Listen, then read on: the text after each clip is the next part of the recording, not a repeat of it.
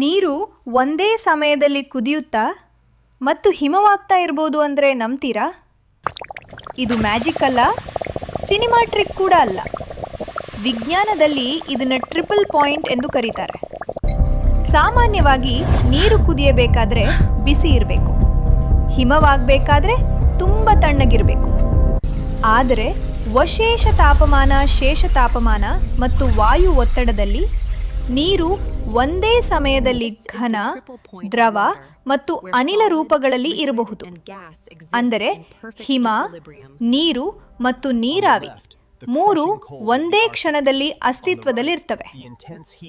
ಈ ಕಾರಣದಿಂದ ನೀರು ಒಂದೇ ವೇಳೆ ಹಿಮವಾಗುತ್ತಿರುವಂತೆ ಮತ್ತು ಕುದಿಯುತ್ತಿರುವಂತೆ ಕಾಣುತ್ತದೆ. ವಿಜ್ಞಾನಿಗಳು ಈ ಅದ್ಭುತ ಘಟನೆಯನ್ನು ಪ್ರಯೋಗಾಲಯಗಳಲ್ಲಿ ಯಶಸ್ವಿಯಾಗಿ ಪ್ರದರ್ಶಿಸಿದ್ದಾರೆ. ನಾವು ಪ್ರತಿದಿನ ಬಳಸುವ ಸಾಮಾನ್ಯ ನೀರಿನಲ್ಲೇ ಇಷ್ಟು ದೊಡ್ಡ ವಿಜ್ಞಾನ ರಹಸ್ಯ ಅಡಗಿದೆ ಅನ್ನೋದು ಆಶ್ಚರ್ಯಕರ ಅಲ್ಲವೇ? ಇಂತಹ ಇನ್ನಷ್ಟು ಅದ್ಭುತ ಫ್ಯಾಕ್ಟ್ಸ್ಗಳಿಗಾಗಿ ನಮ್ಮ ಚಾನಲ್ ಅನ್ನು ಫಾಲೋ ಮಾಡಿ.